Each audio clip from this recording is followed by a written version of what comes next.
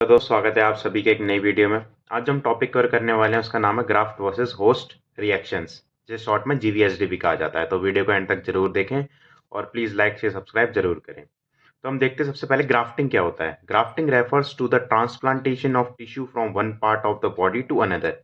Grafting क्या हो सकता है? ट्रांसप्लांट हो सकता है किसी टिश्यू का एक पार्ट से दूसरे पार्ट में, जिसे हम ऑटोग्राफ्ट कहते हैं, या फिर किसी एक इंडिविजुअल से दूसरे इंडिविजुअल में, जिसे हम एलोग्राफ्ट कहते हैं। It is a critical procedure in reconstruction surgery, organ transplantation and burn treatment. ये क्रिटिकल प्रोसीजर होता है, किस चीज में यूज हो सकता है? किसी की सर्जरी हो रखी होगी, किसी को पार्ट को रिकंस्ट्रक्ट करने के लिए, या फिर किसी ऑर्गन ट्रांसप्लांटेशन में, या फिर बर्न ट्रीटमेंट में। अब कितने टाइप के ग्राफ्टिंग टेक्निक्स होती है ह्यूमंस में? तो जनरली 5 टाइप्स की होती है: autographed, allograft, xenograft, synthetic graft and split thickness and full thickness screen graft. तो ऑटोग्राफ्ट, एलोग्राफ्ट, जीनोग्राफ्ट और टाइप्स ऑफ ट्रांसप्लांट्स के मैंने अलग वीडियो बनाई है, तो वीडियो को पहले डिस्क्रिप्शन में जाके वो वीडियो देखें। तो ऑटोग्राफ्ट क्या होता है कि हम किसी बॉडी के एक पार्ट से दूसरे पार्ट में ट्रांसप्लांट कर रहे हैं टिश्यू का। सेकंड होता है एलोग्राफ्ट, किसी एक इंडिविजुअल में से दूसरे इंडिविजुअल में कर रहे हैं। जीनोग्राफ्ट, किसी दूसरे एनिमल्स में से ह्यूमंस में कर रहे हैं, वो क्या होता है? जीनोग्राफ्ट। या फिर किसी एनिमल से दूसरे स्पीशीज में कर रहे हैं, वो जीनोग्राफ्ट होता है। फोर्थ है हमारा सिंथेटिक ग्राफ्ट और स्प्लिट थिकनेस। इसको हम डिटेल में देखते हैं।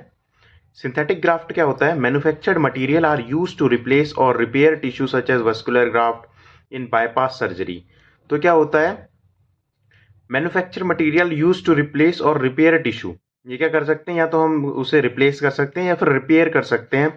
जैसे वेस्कुलर ग्राफ्ट में होता है, जो हमारी वेसल्स होती है उनके ग्राफ्ट में, बाईपास सर्जरी के थ्रू। जब हम बाईपास सर्जरी करते हैं तो उसमें हम जो वेस्कुलर ग्राफ्ट करते हैं वो सिंथेटिक ग्राफ्ट में आता है। Design to be incompatible and minimise immune response. तो ये किस लिए किया जाता है? ताकि इनकम्पेटेबल हो और इम्यून सिस्टम का जो रिस्पॉन्स देगा उसकी तरफ वो कम कर सके हम। फिफ्थ है split thickness and full thickness screen graft, use for treating burn और वुंड्स। स्प्लिट थिकनेस और फुल थिकनेस किसके लिए होता है? वुंड्स या फिर बर्न्स को ट्रीट करने के लिए। Split thickness graft include the epidermis and part of the dermis.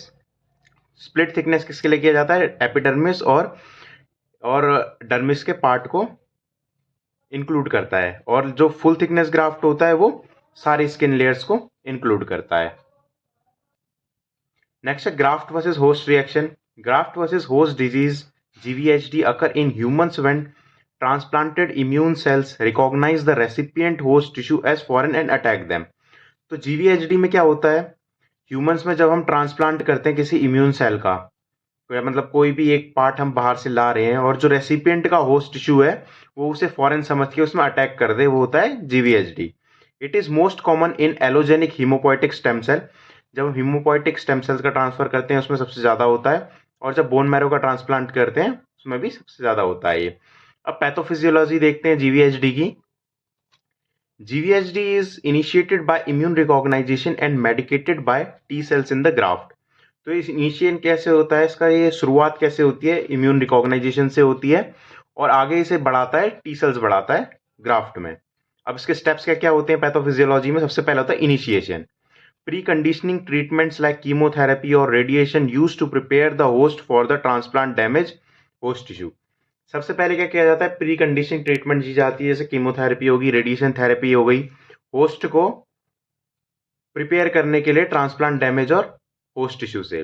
फिर क्या है? This damage release inflammatory cytokinins, example TNF alpha and interleukin 1 and create a pro inflammatory environment. तो डैमेज क्या रिलीज करेगा? कोई इन्फ्लेमेटरी साइटोटैक्सिन रिलीज करेगा, जैसे TNF alpha हो गया, जिसे हम टिश्यू नेक्रोटिंग फैक्टर अल्फा कहते हैं, या फिर इंटरल्यूकिन 1 हो गया, जो क्रिएट क्या करेगा? प्रो इन्फ्लेमेटरी इन्वायरमेंट क्रिएट करेगा। सेकंड क्या है? Activation of donor T cell. The donor T cell recognise the host tissue as foreign through mismatched HLA molecule. तो जो डोनर से टी सेल आया है वो क्या करे, कैसे रिकॉग्नाइज करेगा उसे? फॉरेन, जो होस्ट है उसे फॉरेन की तरह ट्रीट करेगा। किसकी वजह से? मिसमैच HLA की वजह से। Donor T cell become activated and proliferate. तो डोनर टी सेल एक्टिवेट होगा और प्रोलिफरेशन शुरू कर देगा। नेक्स्ट है effector phase. Activated donor T cell attack the host cell directly और indirectly by recruiting other cells like macrophage. फिर क्या करेगा, जो इफेक्टर फेज आएगा उसमें क्या होगा, जो हमारे एक्टिवेटेड टी सेल जो एक्टिवेट हो गए हैं वो अटैक कर देंगे होस्ट सेल में, या तो डायरेक्टली अटैक करेंगे या फिर इनडायरेक्टली अटैक करेंगे और इकट्ठा कर लेंगे अदर सेल जैसे मैक्रोफेज को। फिर वो क्या करेंगे, साइटोकाइनिन्स रिलीज करेंगे जैसे इंटरल्यूकिन 2 और IFN alpha, interferon alpha, amplify the immune response. जो साइटोकाइनिन्स होते हैं ये इम्यून रिस्पॉन्स को एम्पलीफाई करेंगे। For the target tissue damage, the immune response lead to damage in the host tissue, particularly like skin, liver, GI tract and sometimes the lungs. फिर जो immune response generate हुआ है वो क्या करेगा, host tissue में जाके उसके particular organs को damage करेगा, जैसे skin, liver, GI tract और lungs और बहुत सारे organs को भी damage कर सकता है। अब किस टाइप के GVHD होते हैं? फर्स्ट है acute GVHD। ऑनसेट कब होता है? Occurring with the first 100 day of post transplant. जब ट्रांसप्लांट हो जाता है उसके 100 दिन के अंदर हमारा एक्यूट जीवीएचडी शुरू होता है। टारगेट ऑर्गन होते हैं स्किन, लिवर और जीआई ट्रैक्ट। सिम्टम क्या दिखते हैं? स्किन में रैशेज हो जाती है, रेडनेस हो जाती है और ब्लिस्टर बनने शुरू हो जाते हैं। लिवर में क्या होगा, जॉन्डिस हो जाएगा और लिवर एंजाइम बढ़ जाएंगे। जीआई ट्रैक्ट में नोजिया हो जाएगा, वॉमिटिंग जैसा होगा, डायरिया हो सकता है, फिर एब्डोमिनल पेन भी हो सकता है। नेक्स्ट हम देखते हैं क्रोनिक जीवीएचडी। क्रोनिक जीवीएचडी कब होता है? जब 100 डेज पूरे हो जाते हैं उसके बाद ट्रांसप्लांटेशन के, और ये कब तक रह सकता है? सालों साल तक रह सकता है। टारगेट ऑर्गन क्या हो सकते हैं? मल्टीपल ऑर्गन हो सकते हैं और ऑटोइम्यून डिजीज भी कॉज कर सकता है। सिम्टम स्किन में थिकनिंग हो जाएगी, पिगमेंटेशन चेंज हो जाएगा, स्केयर्स आ जाएंगे, आईज में ड्राई आईज हो जाएगी, इरिटेशन हो जाएगी या फिर विजन लॉस हो सकता है। माउथ में ड्राई माउथ हो जाएगा, अल्सर हो सकता है, फिर डिफिकल्टी हो जाएगी ईटिंग में। अदर सिम्टम्स क्या है? जॉइंट में स्टिफनेस हो जाएगी, मसल वीक हो जाएगी और लंग फाइब्रोसिस भी हो सकता है। नेक्स्ट है risk factors for GVHD. GVHD में क्या क्या रिस्क फैक्टर होते हैं? फर्स्ट है HLA mismatch. The greater the mismatch between the donor and recipient HLA type, the higher the risk of GVHD. जितना बड़ा एचएलए का मिसमैच होगा डोनर और रेसिपिएंट में, उतना ज्यादा हाई होगा रिस्क जीवीएचडी होने का। सेकेंड है डोनर टाइप।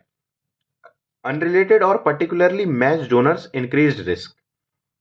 तो जैसे अनरिलेटेड डोनर है, जो मतलब मैच नहीं कर पा रहा अपने ऑर्गन्स को डोनर रेसिपिएंट के साथ, वो इंक्रीज कर सकता है रिस्क को।